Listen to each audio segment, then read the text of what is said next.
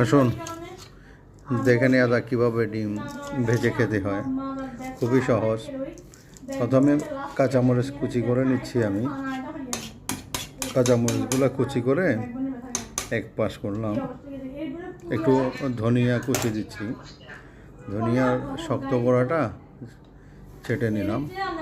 এখন ধনিয়া পাতা দিয়ে এটাকেও কুচি কুচি করে কাঁচামরিচের সঙ্গে মিক্স করে নেব, একসাথে করে নেব। এখন দুটা একটু মিক্স করে একটা বাটিতে নিয়ে নিব। আমরা নিয়ে নিচ্ছি সবগুলো একটা বাটিতে নিয়ে নিলাম।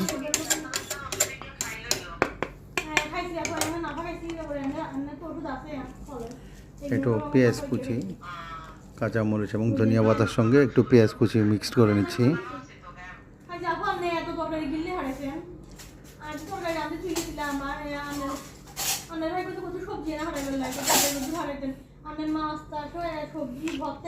এখন একটা চামচ দিয়ে নেড়ে চেড়ে পেঁয়াজ কুচি, ধনিয়া পাতা এবং কাঁচামরিচ মিক্সড করে নিলাম।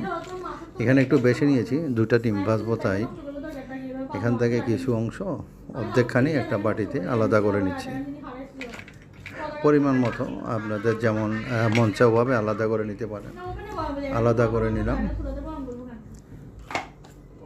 এখন একটু লবণ স্বাদ মতো, যার যতটুকু মনে হয় আর কি দিলে, যাতে বেশি না হয় এটা খেয়াল রাখতে হবে। এখন একটা ডিম ফাটিয়ে এই পেঁয়াজ কুচি, ধনিয়া কুচি এটার সঙ্গে দিয়ে দিলাম। এখন ফ্রাই প্যানটা চুলায় বসিয়ে এখানে একটু তেল দিচ্ছি। তেলটা যাতে গরম হয়ে যায়, এর মধ্যে ডিমটা ফাটিয়ে নিচ্ছি, মিক্স করে নিচ্ছি সবগুলো। যে পেঁয়াজ, কাঁচামরিচ, ধনিয়া পাতা, ডিম সব একসাথে করে নিচ্ছি। ধনিয়া পাতা দিলে একটু টেস্ট, একটু ফ্লেভার হয়, আর কিছু না। এখন তেলটা গরম হয়ে গেল, ঢেলে দিলাম। এই তেলের মধ্যে ঢেলে দিলাম ডিমটা, একটু মেলে দিলাম, পেঁয়াজ কুচিগুলো যাতে ঠিকভাবে চারিদিকেই থাকে। এখন এক পাশ ভাজা হয়ে গেছে, উল্টে দিলাম, অর্থাৎ অপর পিঠ দিয়ে দিলাম। কিছুক্ষণের মধ্যে হয়ে গেছে চমৎকার ডিম ভাজি। খুবই সহজ, আপনারা বাসায় ট্রাই করতে পারেন, প্রয়োজনে খেতে পারেন। চমৎকার।